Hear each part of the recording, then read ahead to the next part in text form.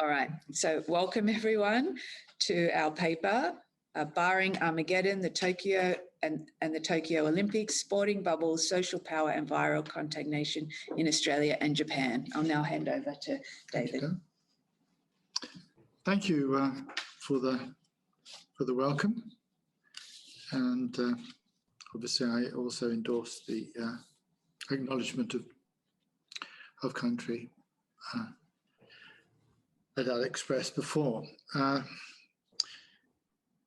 What we thought we'd do today is have a reasonably discursive session. So I'll speak a little, Adele will speak, then I'll finish off, and then we were hoping to have a decent amount of time for questions, 20 minutes or so. Obviously, this is a complex topic and one that has been subject to considerable controversy, but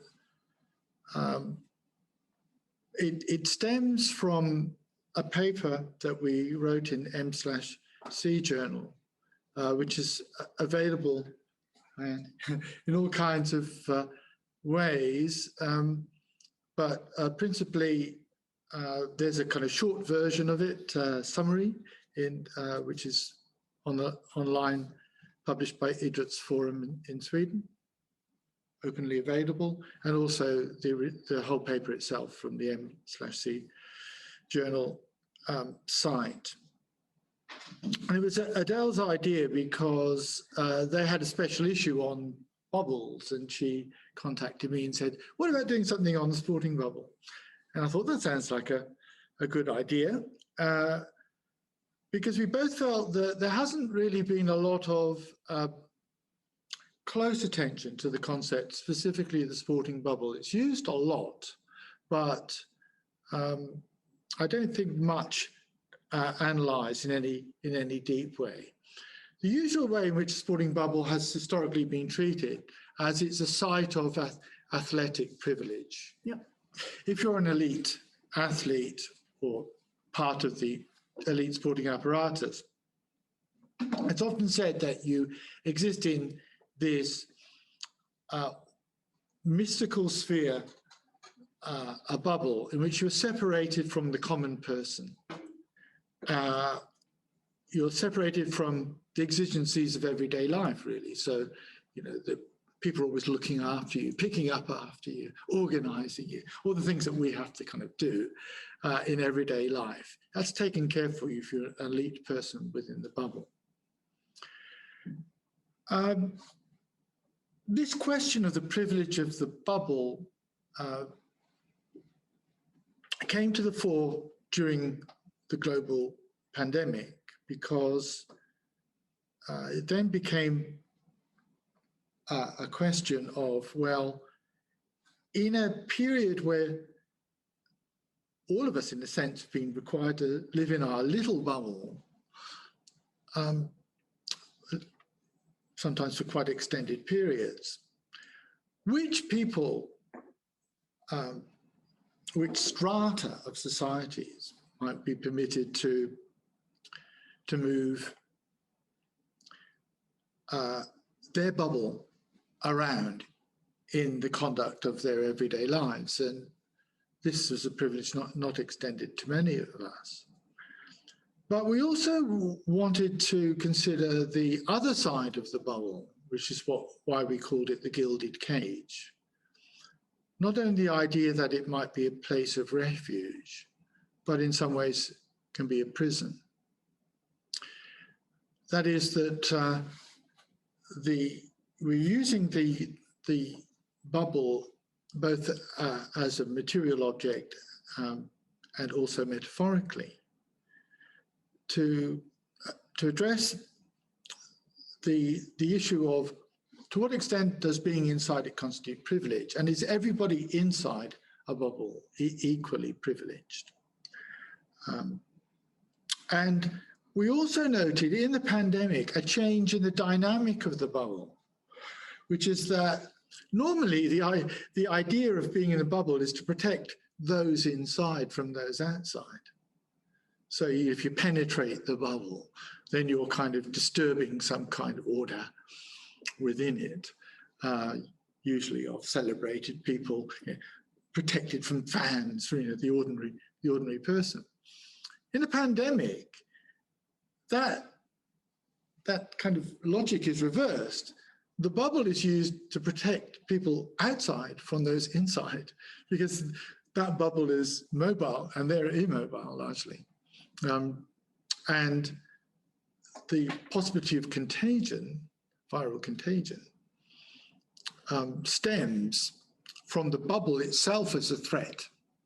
If it leaks and if it is compromised in some way.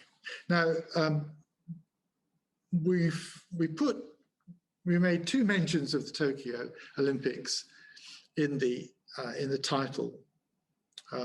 It's not discussed that much, if at all, in the full paper. But I'll be moving on to at the end of the paper to talk specifically about Tokyo and the latest developments there, because we are about to see the world's largest sporting bubble. It's going to be constructed. There have been attempts to stop it, the whole game's happening, and I myself signed a petition some time ago after very deep thought, because I do have sympathy, of course, for in particular the athletes involved, but I did sign a petition that the postponed Tokyo Games should not go ahead because of the excessive risk. But the International Olympic Committee has pushed ahead, and so I love the quote from Dick Pound. If those of you who are fans of Roy and HG, the comedy duo, will know the name Dick Pound, the senior IOC committee member, International Olympic Committee member, who they obviously love his name and they're making fun of him. But his comment was, without a hint of irony, shortly before the games, about to happen on July 23rd, barring Armageddon that we can't see or anticipate, these things are a go. So, what gives the bubble this kind of motor, this power to be set to go in the middle of a global pandemic? Well, we've seen many areas of society suffer from the pandemic. People have lost their jobs, or jobs have been put on hold. People have been prevented from going to funerals, weddings, and to be with their sick family. The only people who have been permitted to move have been generally those regarded as being in some kind of essential service. Some of those are politicians, some are medical staff, some people who are allowed to move around do something like what one would regard as non-elite activities, such as delivering food or stacking supermarket shelves. The sporting bubble was used by the sporting world, essentially, to argue that sports people are essential workers and therefore should have special privileges extended to them. This case is made because it is felt that, how can I put it? For the mental health of the nation, sport must go on. If you're trapped at home in front of the screen, then sporting contests, live sporting contests, are kind of form of mass therapy.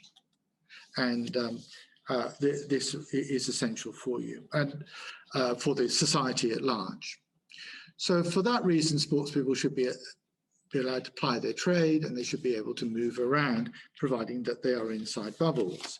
One of my favorite quotes along these lines is from the Australian Rugby League Commission Chairman, Peter V'landys, known to many people, who said that an Australia without rugby league is not Australia.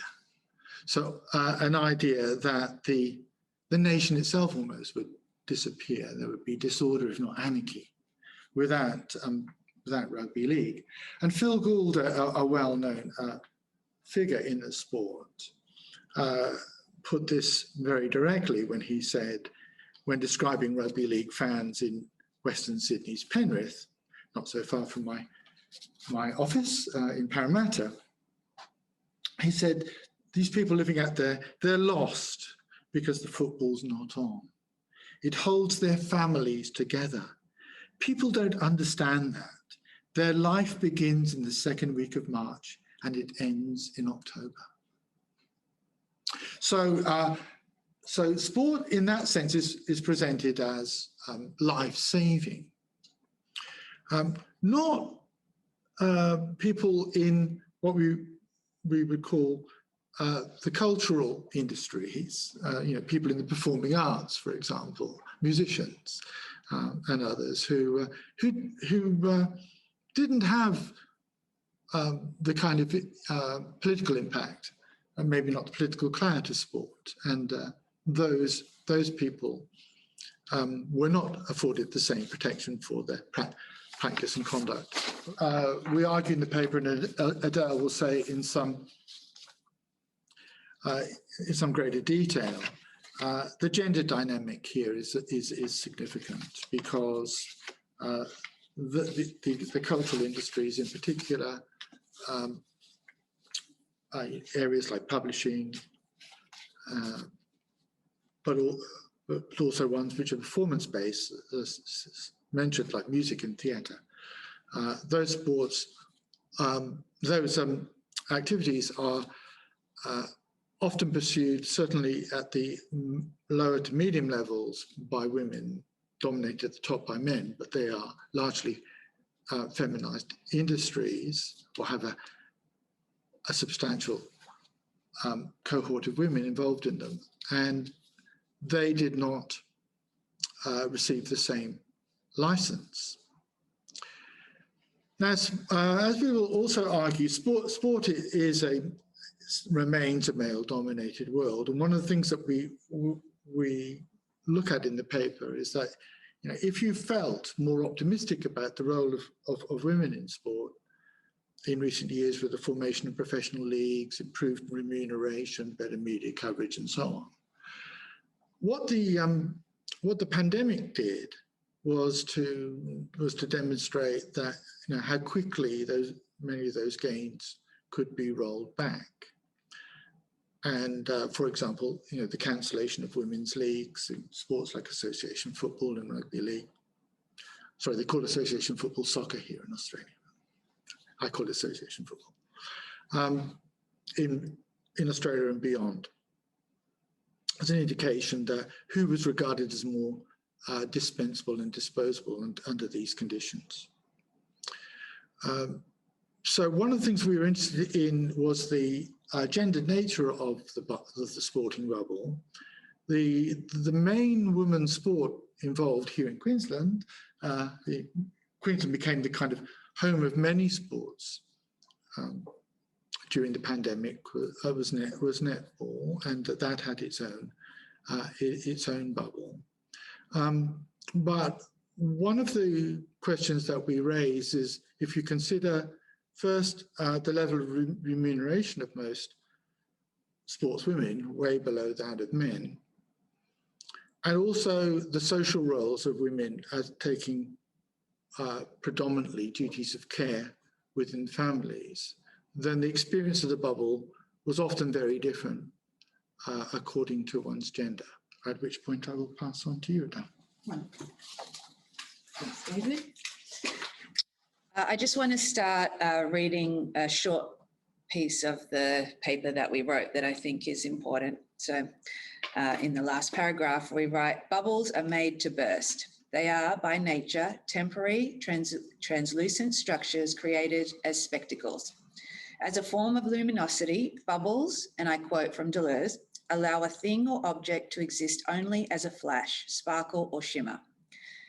Taking up Deleuze's work, Angela McRobbie goes on to write, arguing that luminosity, and I quote, softens and disguises the regulative dynamics of neoliberal society. So thinking about bubbles as a form of luminosity and sparkling, and about her argument that this kind of sparkly, luminous nature or materiality softens and disguises the regulative dynamics of neoliberal society, we can start to think about the purpose of the bubble in protecting some of these elite male sports that are very big business, in particular in providing what is so important is that content for the media. So all that audiovisual content that sport provides is what is continuing by having the bubble. And that would be the same for the Olympics as well. By having that bubble, all of that content and therefore all of the advertising and everything like that can continue. But without that bubble, then it cannot continue. And so it makes sense then that there are gender dimension to this neoliberal dynamics, in that women were, not really at the foremost thought in terms of the bubble and keeping sport going. So the AFLW season was just truncated. So they didn't get to finish when COVID was announced. They just cut the season. The only sport in Australia that continued for women was the netball, and their salaries are an average of $30,000 a year, which is significantly less than some of the lowest paid rookies of other sports like the AFL. And some of these women are mothers of small children. So it was not that men are also fathers, but there was a lot more of a sense of sacrifice, considering they weren't being paid the very high salaries, and also their accommodations and things like that were not of the same standard. So it was very basic, whereas I'm sure you may have seen some of the things flashed across our screens of hotels and luxurious swimming pools and a whole range of, I think they were, be able to play golf and everything. So there are some clear differences there. And also worth noting that we wrote about in the paper was the scandals that occurred. So for many of, well, not for many, but there were a number of scandals for some of the men in the sporting bubbles of bursting the bubble, going out, having fights, drinking, having parties and things like that. Where for the netball, not one breach of the netballers out of the bubble was reported, which may indicate that they took their responsibilities very seriously, or that they were not subjected to as much media attention, but probably the former. The NRL Women's was completed, but it also involved only 4 teams to fly in and out of the bubble. There are also examples from the USA. So with the WNBA and the NBA, the differences in the bubble conditions are stark. So the NBA were at, I think it was Walt Disney World. So they had a wonderful time. And the WNBA were in quite downgraded accommodation. So they found, mouse traps, and the food was, I saw photos of the food, it was pretty bad. So, I think that argument around the bubble, the bubble is something to look at and enjoy when you think about what a bubble is. And so, again, it ties in with the idea of labour, with, and we talked about James Conner's work, but a lot of people that write about how, athletes they're just a cog in the wheel many of the time. So there's a whole army of other people ready to take up their role. If they get injured, which many will, it's a very short career. So I think that, it really, who was the bubble benefiting? Yes, it is a privilege to be in that bubble and have the opportunity to play. Yet I think at the same time, there's also a lot of questions about, being in that bubble and the pressure of being in that bubble to succeed. So I wanted to just also mention Naomi Osaka's recent stand against, deciding that she didn't want to face the press gallery after competitions. And this speaks to that notion of the sport bubble again, in that thinking about, the pressure that athletes are on, they're in a microcosm, they're under the lens, they're constantly under surveillance. They, when they're at that level, their life does become quite small. And we can see from Naomi's remarks that it's caused some mental health challenges. And I think for people of colour, for people who are not kind of the norm in the sporting world, that pressure is more intense than perhaps for white men who have occupied that space for quite a long time and who get paid a lot of money, and they're kind of socialised into that space. So they were the key parts that I wanted to point towards. I mean, in terms of gender, we have seen so many gendered dimensions to the COVID outbreak. So, for example, we had our home bubbles, the Home Confinement Act that we all had to live by, whatever it was called, wherever you were. But for many people, having to stay home, it was not a safe place to be. Having to be at home, trying to do a full-time job, trying to work. And I know that there will be people actually on this call who had to go through that, particularly in Melbourne, for many, many months. And it caused a lot of trauma and a lot of challenge. And, we're probably many of the privileged people who could keep our jobs. So they're definitely, this idea of the bubble is, is a problematic one because it's supposed to keep us safe, but to think about what else it does is an opportunity to look at the difference between what you're looking at from the outside and what the experience is like from the inside. So I'll hand over to David. So some last reflections then on the bubble, the sporting bubble. One of the kind of jokes that we raise is perhaps, one of the worst things, even worse than not being able to get into a sporting bubble is during a pandemic is to actually be in one. In many cases, a sports person, really would want to be up the standing so that they could be in a bubble, i.e. only elites go into bubbles. So, community sports and lower tiers of sports don't have bubbles. So you can break into it. And then in many cases want to break out of it. But we're about to see, as I mentioned before, the biggest sporting bubble ever assembled to come into being on the 23rd of July next month. So less than a month. And as I mentioned, I have severe reservations about the Tokyo Olympics going ahead. It's not only me, it's the entire medical establishment of Japan, most senior people.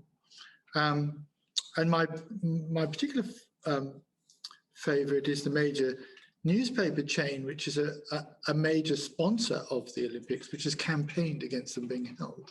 So if anyone can tell me about a sponsor that is also campaigning against the event that it's sponsoring from not happening, that's a little unusual. But let's reflect on Tokyo.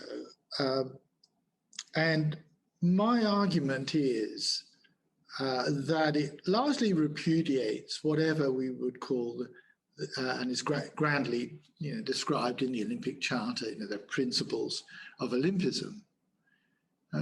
Just remember what Olympism is supposed to be about. Sometimes it gets hard to remember, but it was revived in 1896 by as is well known, by the French aristocrat Baron Pierre de Coubertin.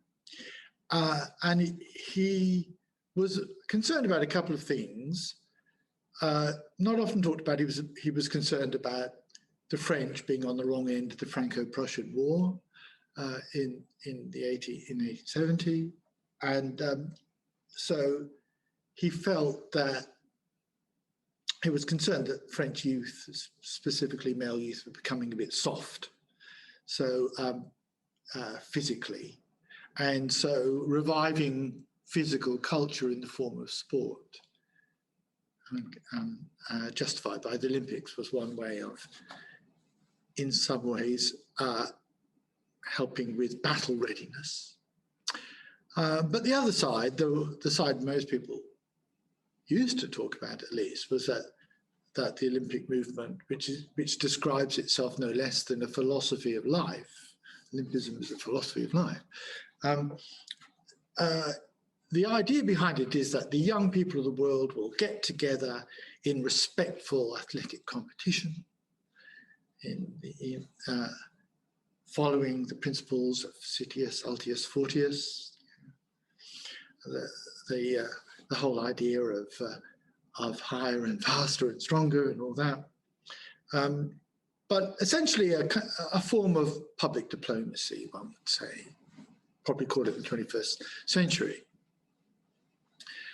So young people who are not like each other, they're diverse, but they get to encounter each other through the games, and they meet and they gain mutual understanding and respect.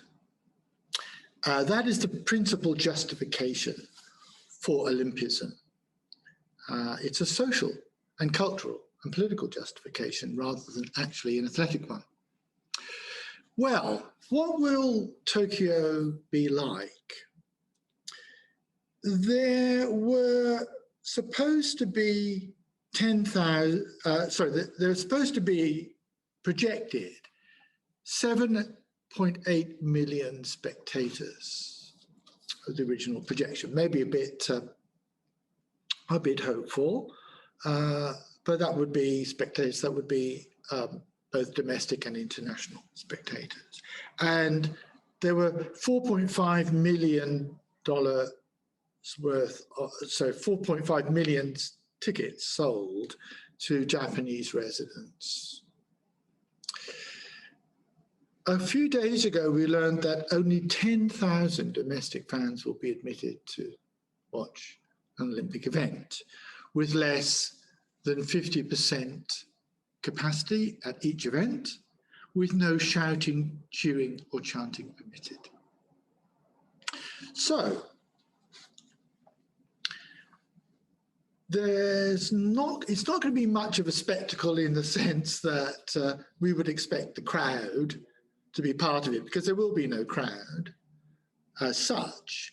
And even if there is one, if you call a crowd a bit under 50%, they won't be doing very much other than perhaps clapping and murmuring.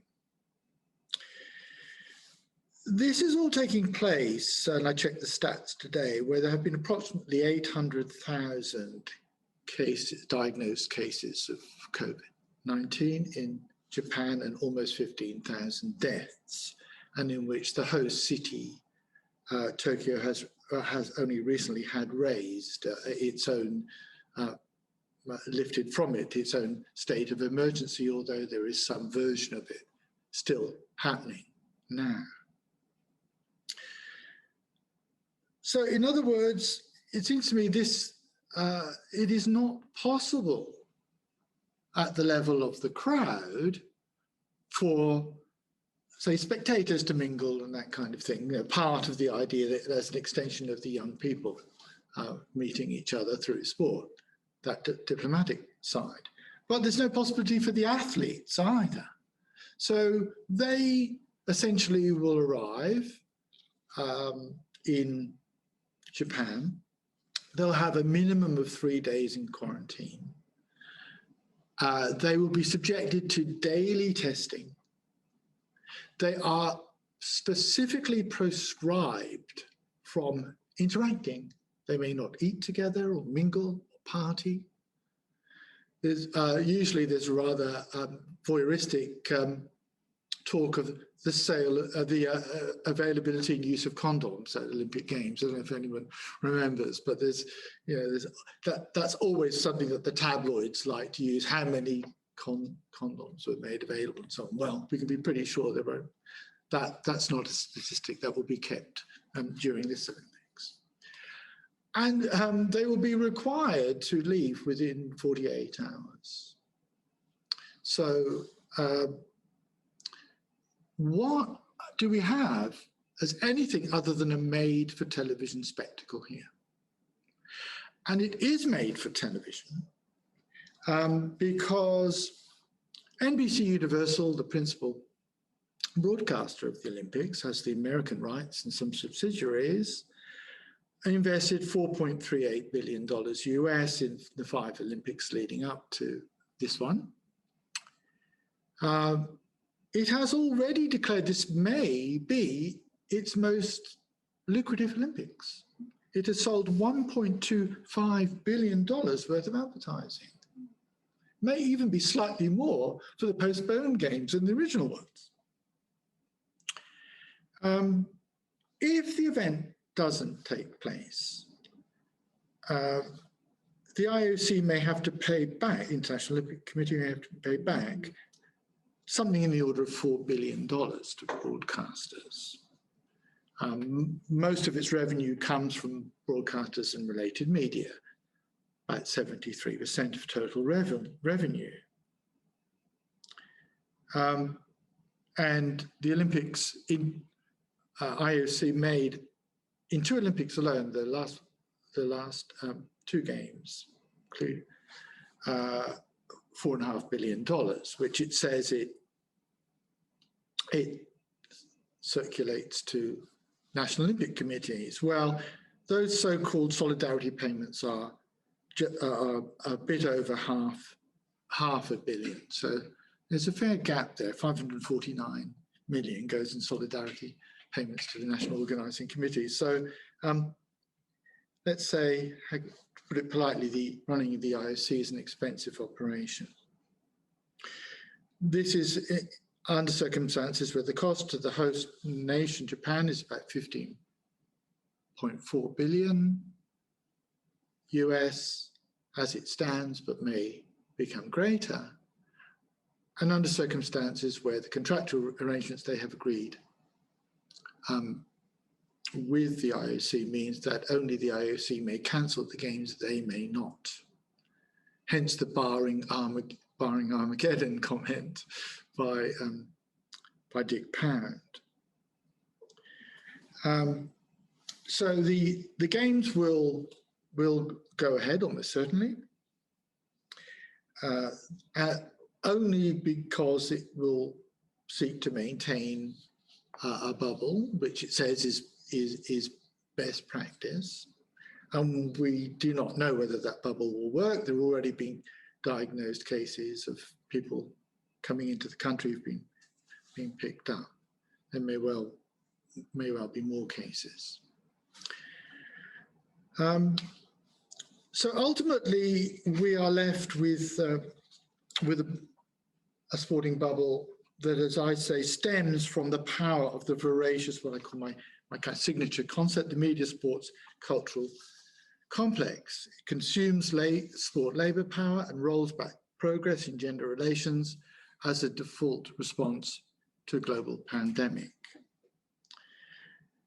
COVID-19, as we've argued, dramatically highlighted social inequalities in many areas of life, including medical care, work and sport. For the small minority of people involved in sport who are elite professionals, as I said, the only thing worse is being locked out of the bubble than being in one. Being inside was a privilege, is a privilege, albeit a dubious one. To be in a bubble for many Olympians have not seen members of their family for at least a year. That's a big price to pay to be in a bubble. But as in wider societies, not all sporting bubbles are created equal. Some are more opulent than others. The experiences of the supporting and the supported can be very different. The surface of the sporting bubble may be impermanent, but when its interior is opened up to scrutiny, it reveals some very durable structures of inequality. So we contend, the final analysis, the sporting bubble mainly serves those inside, floating tantalizingly out of reach of most of those outside who try to grasp its elusive power. Yet it is a small group beyond who wield that power, having created bubbles as armored vehicles to salvage any available profit in the midst of a global pandemic. Thank you.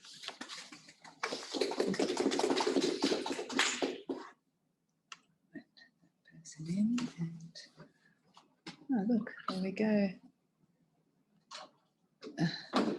Hi. So we can take questions in the chat or from the audience, which is kind of cool. There's some Simone's message. Someone said, great to see you. Hello. Hello, Simone. Sorry to hear about your sports injury. Yeah. I just wanted to know, besides the obvious health risks to the athletes, is there any other reason you're opposing the Olympics going ahead in Tokyo? So I'll just say that question for the online. So Joe just asked, besides the health risks for the athletes in terms of COVID, were there any other reasons that David was against the Olympics going ahead? Going ahead. Yeah. Okay. Thanks. Yes, thanks. It's a good question. I mean, and there is a group of people who are opposed to any Olympics as they're currently constituted. You know, essentially, some colleagues and friends of mine who are deeply opposed to the Olympics as they have developed and would be made happy if they were stopped and completely reinvented. I'm actually not one of those people, not quite along that line. And Adele and I were talking before about, it was the Commonwealth Games you were talking about, wasn't it? And I was talking about the Sydney 2000 Olympics, and I've been to a few, been to London and so on. And I kind of like, I like the fantastic parties. I mean, that's what they are, really. And really good fun. And I was thinking of the bubble. I was in London coming back from the Stratford, where the Olympic Stadium is, on the train going back to central London. And I found myself standing next to a United States sprinter she was still in her gear. And I, being the sociologist, I went up to her and started chatting. And I'm thinking, I was just thinking about that incident this morning. Like, there is no chance of that happening, of course, in the bubble, with the bubble. So I think the threat to public health is my main objection as something that why I think it's an overwhelming reason for the Tokyo Olympics, postponed Olympics, not to happen. But the second reason, main reason, is that, as I kind of indicated, it is an event, as it is constructed, that cannot meet the aims and objectives of Olympism, other than athletic contest. But athletic contest is not what's supposed to be at the essence of Olympism. So that is my objection. If you can't hold an Olympics that even vaguely resembles the self-proclaimed vision of the Olympics as articulated in its charter, don't hold it. Don't hold an event for television. And certainly don't do it at great risk to public health. Thanks. Carlos? Yeah, we are here talking about the Olympics, but what are your perceptions about the Paralympics? Keeping in mind that we have different expectations, drivers, size, needs. Yes. Is that be the same? Yes. Yeah, sorry, and it was remiss of us not to talk about the Olympics and the Paralympics as one. It's a bad habit that many of us have. We talk about the Olympics as embracing the Paralympics, but we should always say Olympics and Paralympics, but somehow it's difficult not to. Yeah, I mean, well, I think that, the Paralympics, and both the Olympics and the Paralympics will be going ahead because of the level of individual servicing of some of the participants. I think exacerbates the public health risk, both to themselves and to those around them, because the apparatus the labour apparatus in particular that surrounds the Paralympics, for some at least, is very substantial. So that was your question. If one has concerns about the public health dangers of holding it for athletes and for Olympians and for Paralympians, even more so, I would say. There's a question from Hazel on the chat, and she asks, what were the most obvious differences between the male and female athlete bubbles? I think that was, that there was a bubble was the main difference, the opportunity to be in a bubble, but also then for the bubbles that were available, so the netball was the standard of the bubble. I think the AFL was the best example for the men. They had the Royal Pines Resort here, all the facilities. There were like swim coaches and their children and families, where the netballers, it was a lot more streamlined. So it was more of, a necessity rather than a privilege. Though, even for those in that privileged environment, they still felt they couldn't do things they wanted to do. So, yeah.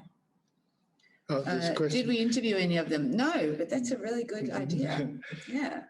Can I just thank you, Hazel, for the question? And I just wanted to reinforce a point that Adele made in her talk, which is what there were the conditions within the bubble, and also, like just in terms of opulence is one, and then the other side is like in bubbles where family members were permitted to attend, be part of it.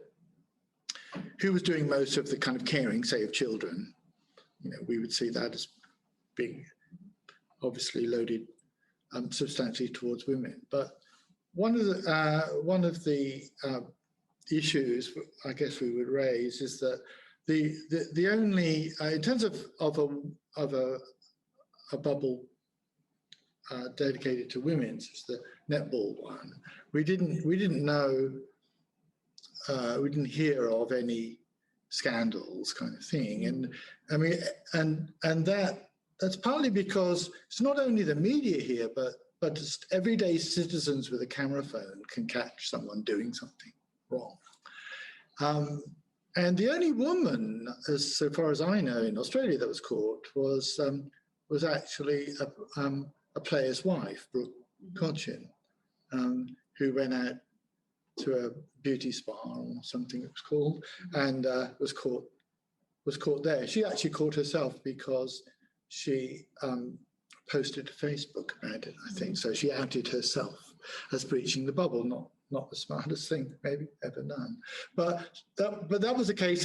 There weren't people with camera phones catching them. As Adele suggested, that's probably because they didn't do anything that was noteworthy as a transgression, but if they did, because in the attention economy that is sport, so much more effort is devoted towards men's sport than to women's. I think we've got an interesting question here from James. He asks, I'd like to hear more of your reflections on the relative power and how it was wielded versus the sporting industries and the arts industries. What can we understand from the success of one and failure of the other? I mean, I'll make a comment and then you can make a comment. I think that's a really interesting question. And I was reading about, is it Delandy, the NRL Delandys, and he's, also a gambling commissioner or something. And gambling was one sport. Horse racing continued, they just put in place some safety things and continued on, which was very interesting.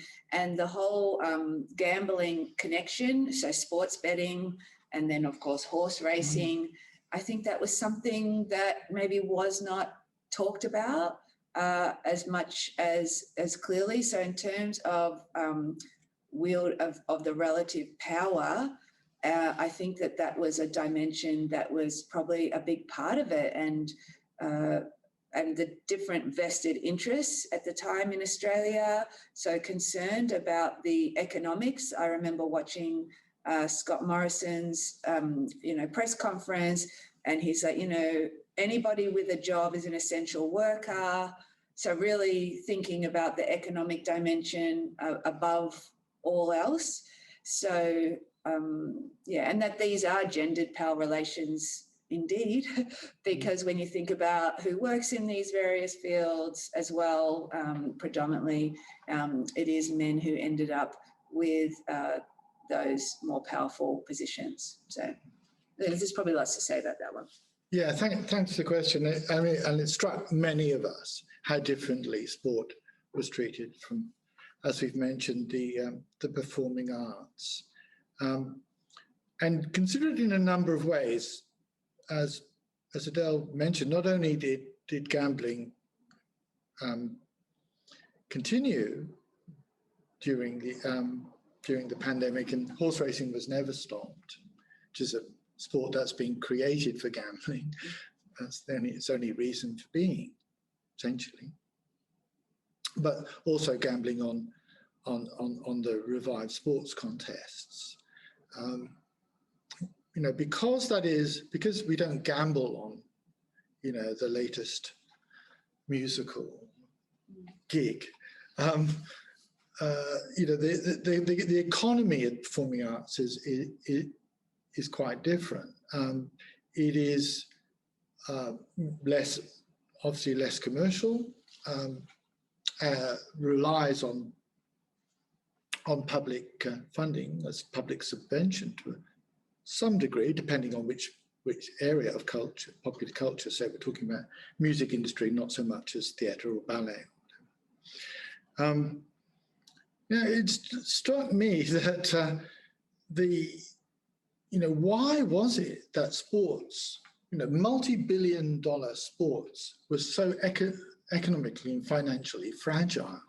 And you know, a joke I make is that they were revealed to be essentially operating multi-billion-dollar budgets on afterpay. That, for example, take rugby league. You know, you can't have Australia without rugby league. There was an inquiry, internal inquiry into rugby league financing a few years ago, and it was indicated that the rugby league should have a contingency fund, a substantial contingency fund, a so-called rainy day fund. The rainy day fund was run down to nothing. So rugby league was essentially running on empty. So many sports which are strictly non-profit organizations, they have tax concessions because they are strictly non-commercial. The IOC, by the way, funny though it may sound, is also a not-for-profit organization. So these multi-billion-dollar sports like AFL and NRL, who are directly and indirectly in receipt of public funding, mostly had not made provision for a rainy day, particularly the NRL. AFL made use of its debt facility. Back to the area of culture. At a time when all this accommodation was going on in the pandemic for sport, why was there so little investment in the arts and culture field? Why were they not subsidized to the same degree? If you want to, as they, you know, in some kind of neo-Keynesian way, stimulate the economy, stimulate activity, and so on, why was art at the back of the queue, art and culture at the back of the queue? And quite clearly, there is, I would say, a political antagonism towards the arts, particularly from a coalition government. From a conservative governments on the whole do not like the arts sector. They particularly don't like the kind of the fringe, you know, oppositional areas of the arts, because they see them as natural enemies, and perhaps they are. But rather than support them through the pandemic, bit by bit by bit, there was, you know, some money came from the state and some money came from the federal government, often very late. But really strict conditions were imposed on arts and culture companies that, you know, I think if you look closely at some of the events that were allowed to happen in sport, were never imposed on sport in terms of crowds, and of course the closure of the Byron Bay Blues Festival because of one case just before it happened. I could imagine what the situation would be in sport there if that had been a sport crowd and they said it's not going to happen. Just as might I just say, as an aside, in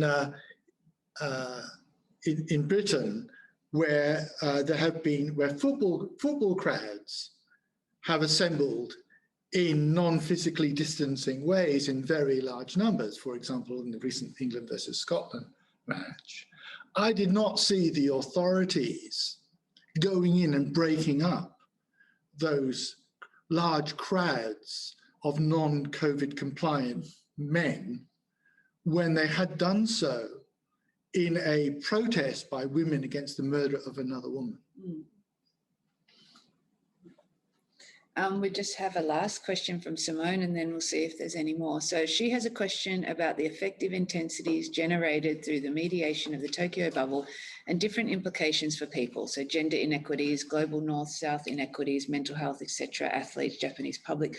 In what kind of legacy will result? I'll just give one short answer, and then David, just reading that question and thinking about maybe a shift from a bubble to a pressure cooker situation for athletes, and particularly those from, the global south, perhaps, that are traveling distances very, alone, for women of color, so diverse people.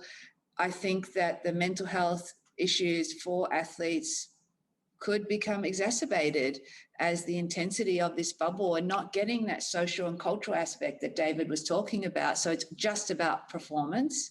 It's not about anything else. But whether we'll hear much about it or not, I'm not sure, because it's one of those things, there may be some people come out to talk about it. I definitely think it's worth trying to talk to some athletes. So, yeah. Yes, thanks for the question.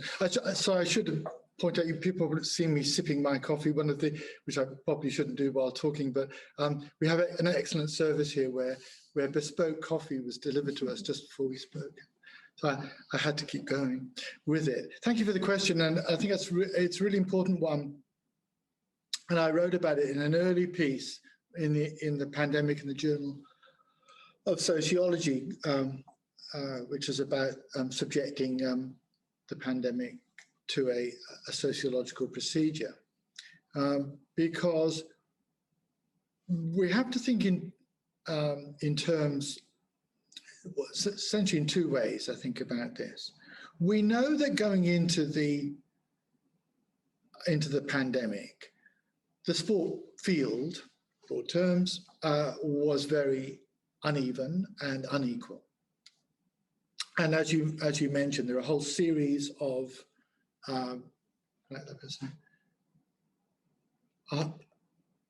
it affected people according to their social positioning and various issues of intersectionality and so on, in a variety of ways. We mentioned, gender, race, ethnicity, sexuality, age, place, all kinds of ways. In some areas, and we highlighted gender here, things seem to be on the improve. There was, you're getting feature articles on the rise of women's sport, and this is the great area of growth. You've saturated, growth in men's sport. Now, we have women's sport like taking off. Still from a low base generally, but on an upward trajectory. The pandemic, as we pointed out, largely brought that to a screeching halt, and it revealed the fragility of those gains. So the next question will be, I think, so everyone says, thinking after the pandemic, will there be a restoration of the momentum, for example, in the case of women's sport, or will the exacerbation of those inequalities that, in my view, has happened during the global pandemic, will that continue? How will it be countered? And some of us have argued we actually don't want to go back post-pandemic to the pre-pandemic conditions. Right? This could actually be an opportunity to redraw the whole sports order. That might sound a bit utopian, but that's why we're in this game often, I think, to be a bit, to think in a utopian way, that a thorough reconsideration of the development of the world of sport and its close connection to media, and its capacity to both reproduce and attenuate inequality, all that is up in the air now as we hopefully move into a post-pandemic mode, and that's something that I'd like to see more sociologists and like myself and others from different disciplines and interdisciplines get into that area. How can we restore sport to the pre-pandemic stage, but how can we transform it in the post-pandemic era? Great point to finish on. So that brings us to the end of our session. I'll just share with you. That's just a great image of somebody in quarantine, an athlete from the Australian Open. Just to save the date, we have our next SAGE seminar on July 8th at 10 a.m, looking at gender equity in the Australian Football League, the challenge for Hannah Mousey. I just want to thank everybody who came. This is our first hybrid event, and there was a few teething problems with the technology, but we will definitely get there and get better. So thanks so much for joining us, and we'll look forward to welcoming you next time. Yeah. Should we say goodbye? Okay, goodbye. Goodbye. Bye. Thanks for coming. Thank you. Bye.